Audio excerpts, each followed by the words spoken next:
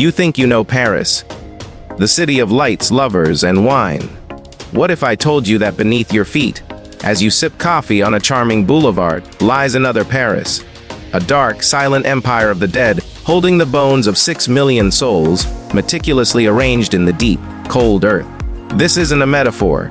It's a reality most tourists never see, a chilling solution to a crisis that threatened to consume the city whole. This journey isn't about the Eiffel Tower, it's about the catacombs. It's about understanding why a city known for its beauty is built directly on top of its history, its plagues, and its revolutions. We're going to peel back the postcard image of France to find the complex, sometimes contradictory, and infinitely more fascinating nation hiding just beneath the surface. Are you ready to see what lies in the shadows? The nickname for Paris, La Ville Lumière, the city of light, feels so obvious. You imagine the Eiffel Tower glittering against the night sky, its beacons sweeping across the rooftops, or the warm glow of street lamps reflecting on the rain-slicked cobblestones of the sign, and you wouldn't be entirely wrong. But the name's origin is twofold, and its other meaning is far more profound. The first is literal. In the 1820s, Paris became one of the first cities in Europe to install widespread gas street lighting, a marvel of its time that chased the medieval shadows from its narrow, treacherous alleyways and made nightlife a possibility for the masses. But the true light was one of the mind. In the 18th century, Paris was the undisputed global epicenter of the Age of Enlightenment. This wasn't just an abstract historical period, it was a tangible, electric atmosphere that permeated the city. In the opulent, candlelit salons hosted by influential women like Madame Joffrin, thinkers like Voltaire, Rousseau, and Diderot gathered. They weren't just debating philosophy, they were dismantling the very foundations of absolute monarchy and religious dogma, armed with reason, wit, and radical ideas about liberty and human rights. This intellectual fire, fanned in the cafes and salons of Paris, would not only ignite the French Revolution, but fundamentally reshape Western civilization. So when we call Paris the City of Light, we're talking about the brilliant glow of human knowledge, just as much as the comforting glow of a street lamp. Yet, for every ray of light, there is a shadow, and the deepest, most extensive shadow of Paris is literally its foundation. The common misconception of an underground garbage dump is a profound misunderstanding of two separate, astonishing subterranean worlds. To understand them is to understand the Parisian psyche, a unique blend of pragmatism, artistry, and a deep-seated need to impose order on chaos. First, we must descend into the catacombs. By the late 18th century, Paris was suffocating on its own dead. For centuries, its citizens had been buried in church cemeteries in the heart of the city. The largest, Les Innocents, had been in use for nearly 1,000 years. It wasn't a peaceful churchyard, it was a festering pit. Mass graves were packed 10 deep, containing the remains of nearly 2 million people. The ground was raised several meters above street level by the sheer volume of human decomposition. When it rained, basements in the surrounding neighborhood would flood with a foul-smelling, putrid liquid.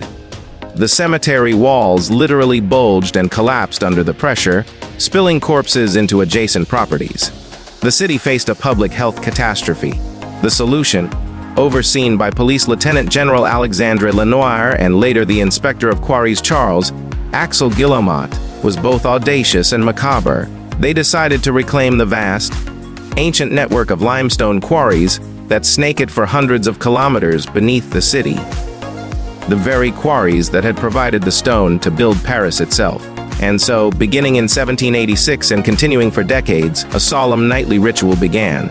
After dark, processions of black draped carts, accompanied by priests chanting the service for the dead, would transport the exhumed bones from the city's cemeteries to their new subterranean home. But this wasn't a chaotic dumping ground. It was an ossuary, a library of bones. Workers, guided by a sense of morbid artistry, began arranging the remains. Femurs and tibias were stacked into neat, solid walls with decorative friezes made of skulls embedded within them. Inscriptions, both poetic and philosophical, were carved into the stone, reminding visitors of their own mortality. Rt. Chest ici l'Empire de la Mort. Stop! This is the empire of death. To walk here is to walk through a silent, meticulously organized city of the forgotten. A chilling and beautiful testament to Parisian pragmatism in the face of the inevitable. The second underground world is not one of death, but of life support. The Paris Sewer Museum, or Musée des Gouttes. Far from being a dump, this is a masterpiece of 19th century civil engineering, a key part of Baron Haussmann's radical transformation of Paris under Napoleon III. Before this, Paris had an open, medieval sewer system that fed directly into the Seine, the city's primary source of drinking water. Cholera epidemics were rampant. The new sewer network was a marvel. It was designed to be vast, accessible, and efficient, with vaulted tunnels large enough for workers to walk and even ride in boats through. Street names on plaques lined the tunnel walls, corresponding to the boulevards directly above ground. It's a parallel, functional city that keeps the one above beautiful and clean. In fact, Haussmann's project was also deeply political. The wide, straight boulevards he carved through the city were not just for aesthetics, they were designed to be difficult for revolutionaries to barricade, a direct response to the uprisings of 1830 and 1848. The sewers were the hidden part of this grand scheme of urban control and modernization. This theme of surface beauty hiding a complex reality extends even to its most romantic symbols. Take the Pont des Arts, the famous Love Lock Bridge. For years, couples came, fastened a padlock engraved with their names to its railings, and tossed the key into the Seine, a globally recognized symbol of unbreakable love. A beautiful ritual, until the romance became a structural threat. By 2014, the sheer weight of these millions of promises, an estimated 45 tons of metal, equivalent to 20 elephants, was causing sections of the historic bridge's railings to warp and collapse. The city had to act. In 2015, the locks were removed. But in a quintessentially French move, this wasn't just an act of maintenance. A portion of the locks were later auctioned off, raising over €250,000 for refugee charities. A story of modern love was dismantled to preserve history, its remnants then repurposed to support a modern humanitarian cause. In Paris, even the death of a tradition can find a new, meaningful purpose. To truly understand the French soul, you don't descend into the earth, you take a seat at the table. It's here that the nation's identity is tasted, debated, and celebrated daily. And the holy trinity of this communion is bread, cheese, and wine. These are not mere foodstuffs, they are cultural pillars, protected by law and revered with an almost religious fervor. Let's start with the baguette. It is not just bread, it's a living cultural symbol, the rhythm of daily life. The image of a Parisian tucking a warm loaf under their arm is not a cliché. It's a reality you see on every street corner. The French consume over 10 billion baguettes a year. But what makes this bread so special isn't just its consumption, but its fierce protection. A 1993 French law, the Décret Pain, dictates that a pain de tradition française can only be made from 4 ingredients: wheat flour, water, salt, and yeast. No preservatives, no additives, no shortcuts. This isn't just a recipe. It's a legal defense of cultural heritage against the tide of industrialization. The craft is so revered that every year, Paris holds the Grand Prix de la Baguette, a fierce competition to find the city's best baker. The winner receives a cash prize, immense prestige, and the exclusive contract to supply the French president at the Élysée Palace for 1 year. In France, the quality of the president's bread is a legitimate matter of national importance. The boulangerie itself is the heart of a neighborhood, a social hub where you don't just buy bread, you exchange pleasantries and engage in a small, yet significant, daily ritual. Next comes cheese. The latest figures suggest the French consume around 27 kilograms of cheese per person per year, making them the world champions. But the number that truly astounds is the variety. There are well over 200 distinct types of cheese in France, not 400. This staggering diversity led President Charles de Gaulle to famously quip in 1962, "How can you govern a country which has 246 varieties of cheese?" That number has since multiplied fivefold. This diversity is fiercely protected by the Appellation d'Origine Contrôlée (AOC) system, a rigorous legal framework ensuring that a Roquefort is actually from Roquefort. made with the milk of Lacan sheep and aged in the natural Kambaloo caves. It's a geographical and cultural passport for food, a guarantee of authenticity. The cheese course in a French meal is a ritual in itself, served not as an appetizer, but after the main course and before dessert, often with a simple green salad.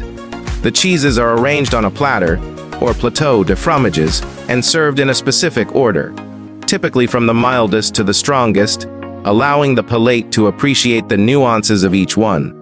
This same AOC system is the bedrock of the third sacrament wine. France vies with Italy annually for the title of the world's largest wine producer, but its cultural influence is arguably unrivaled. This is due to a single, profound, and untranslatable word: terroir. It's a concept that goes far beyond just soil or climate. Terroir is the soul of a place, the specific, unique combination of its geography, geology, climate, sunlight exposure, and the human touch of the winemaker, all captured in the glass. It's the reason a Chablis, made from Chardonnay grapes in northern Burgundy, has a distinct, flinty, mineral taste.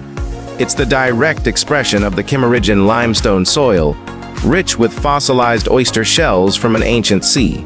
The French don't just make wine, they bottle a specific piece of their land.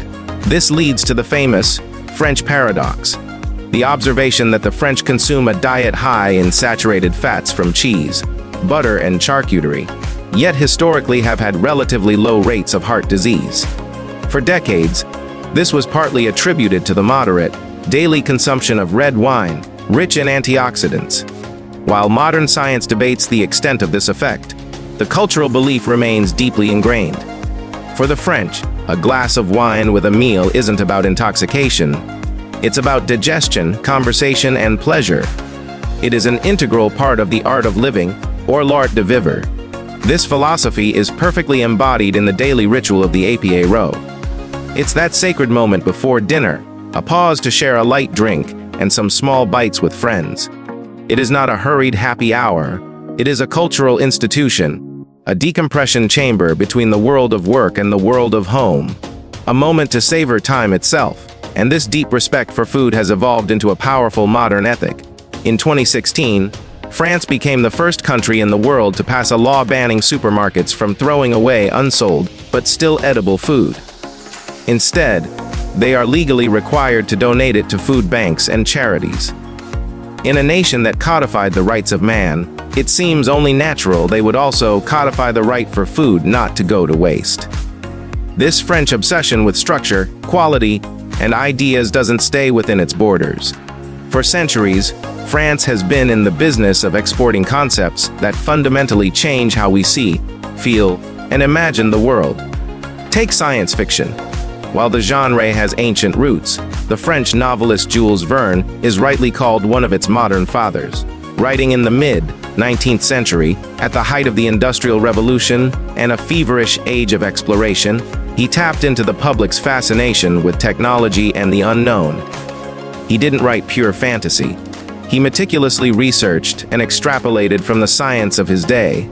His 20,000 Leagues Under the Seas described a sophisticated electric submarine, the Nautilus, decades before one was effectively built.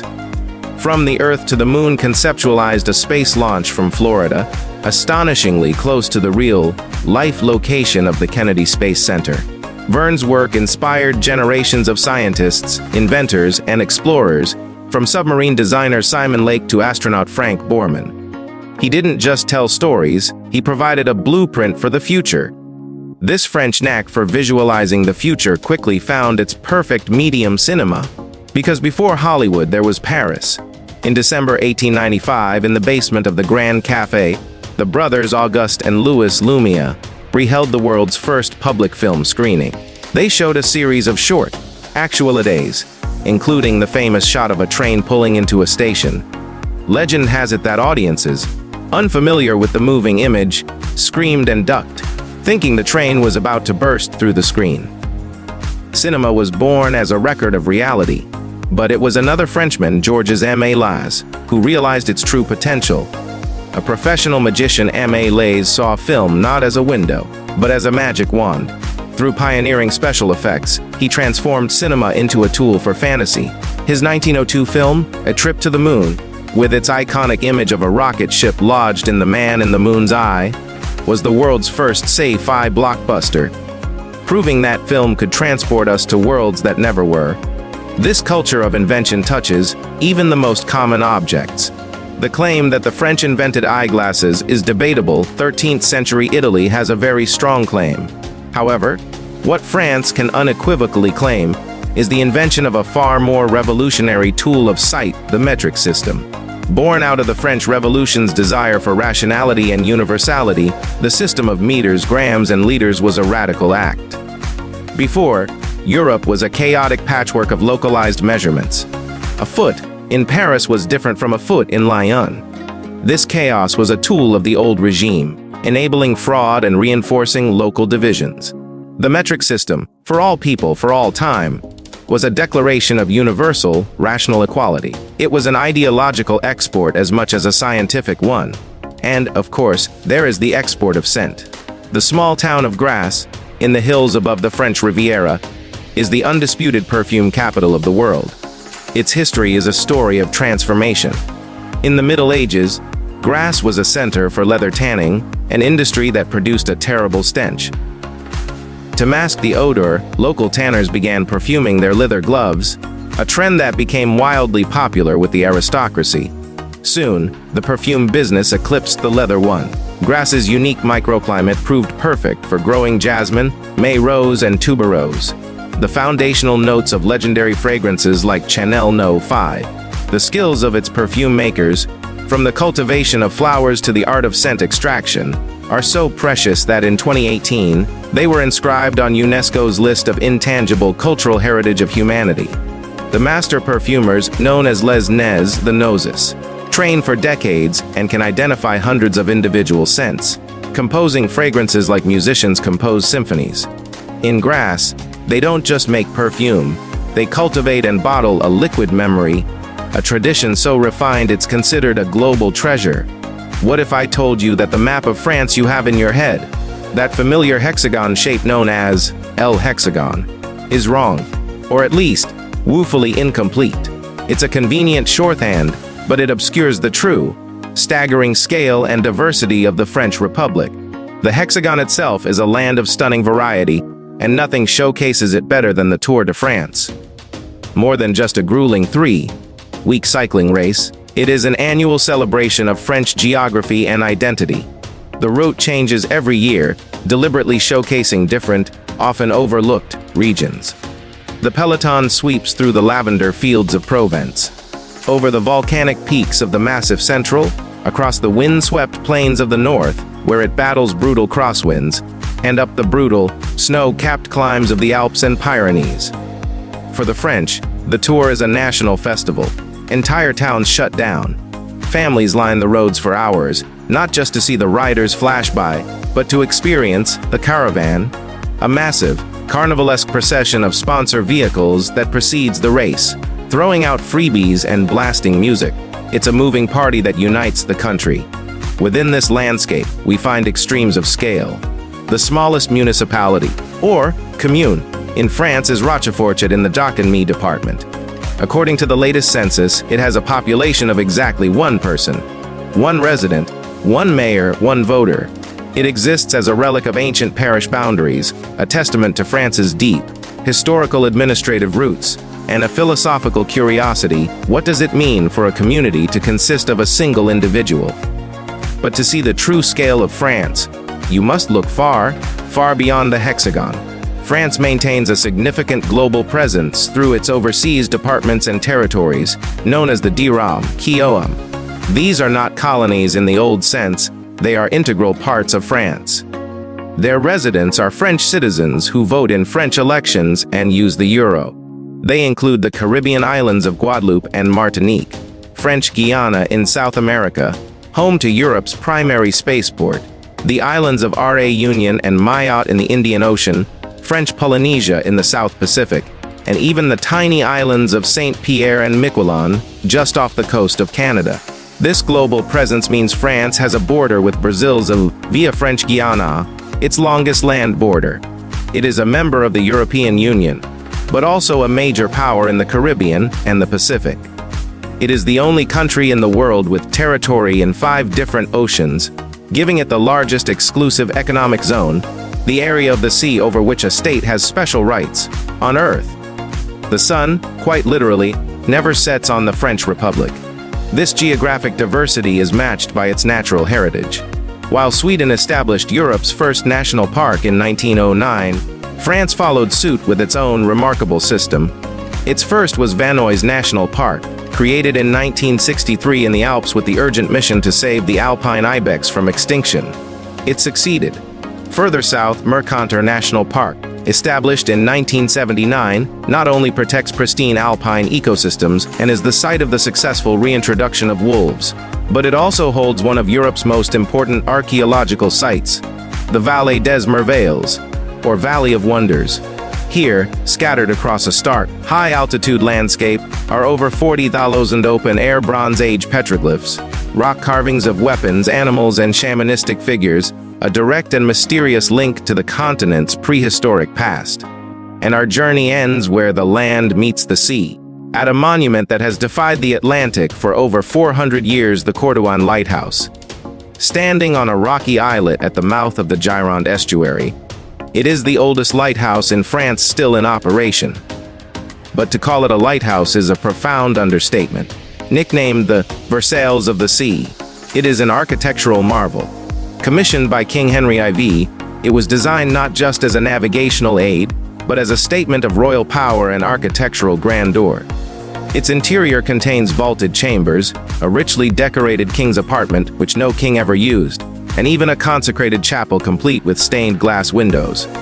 In 2021, UNESCO recognized its exceptional universal value, adding it to the World Heritage List. It is a perfect symbol for France itself, rooted deep in history, engineered with brilliance, unapologetically beautiful, and still shining a light for the world. From the empire of the dead beneath Paris to the global republic stretching across every ocean, we've seen that France is not a simple postcard. It is a nation of profound contradictions, a fierce protector of ancient traditions that also pioneers radical new laws, a country whose identity is forged as much in a single loaf of bread as it is in the grand sweep of its revolutionary ideas. It is a place that rewards those who are willing to look beyond the surface, to question the clichés, and to discover the complex, challenging, and beautiful stories hidden in plain sight. What part of this hidden France surprised you the most? The organized city of bones, the law protecting baguettes, or its vast overseas territories that redraw the map of the country? Share your thoughts or questions in the comments below.